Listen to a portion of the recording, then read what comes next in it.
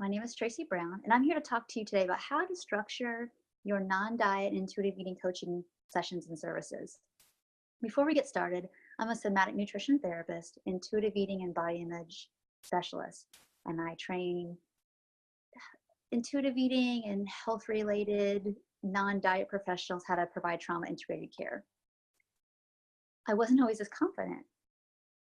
All I really wanted in those first several sessions, in my first several years doing this work, is to provide really impactful transformational services. Now, I wasn't egotistical about the idea that I didn't change people, but I knew that how I structured my sessions and how I related to people and how open I was able to be with going with the flow, with also knowing where I'm going, was really important to building client trust in the process, as well as, even if it's in small little increments, knowing where we're going.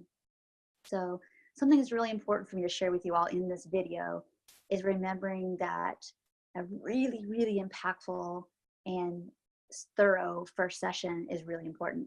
And here's what I want you to know is, and my tip for you today with that is, we need to know their past from childhood on around their relationship with food and body and all those influences, not just with food and body, but what was happening around them that led to this coupling and this looping over time with not so attuned behaviors and beliefs with food and body. And I know that sounds obvious, but it's really important you know the nuances of how come people believe what they believe, so that when you're even giving their first session experiment to go home with to do, you know what the next step was after that and after that, after that, because you know their history quite well.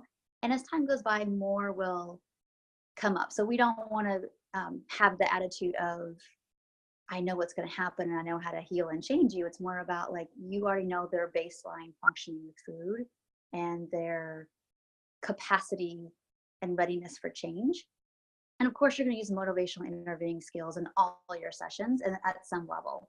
But sometimes we kind of need to know, like, kind of know the answer, but our clients are really looking to us for, but I need to know the answer and to the questions before I even ask sometimes. So that's why that thorough assessment is so important. And it's the key to knowing what you're going to do minimally in your first 3 sessions, if not the first couple months. So it's really important to know if we're going to be focusing more on the surface food kind of level, if we're going to do more decoding right off the bat, or more body image off the bat.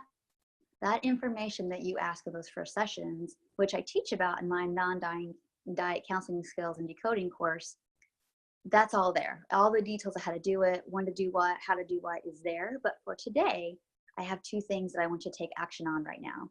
Is in the comments below, let me know where you're feeling a little stuck about, let's say you tried a couple intuitive eating principles, but they're kind of falling flat, or you've done a lot of that and they're not really making much change and they're moving a lot slower than they think they should, and there's a lot of frustration going on. Let me know where you're feeling stuck. And 2, please make sure, if you don't already have this, to get the 3 steps to getting unstuck with your clients' weight worries in session. Thank you so much for watching, and I will talk to you in the next video. Take care.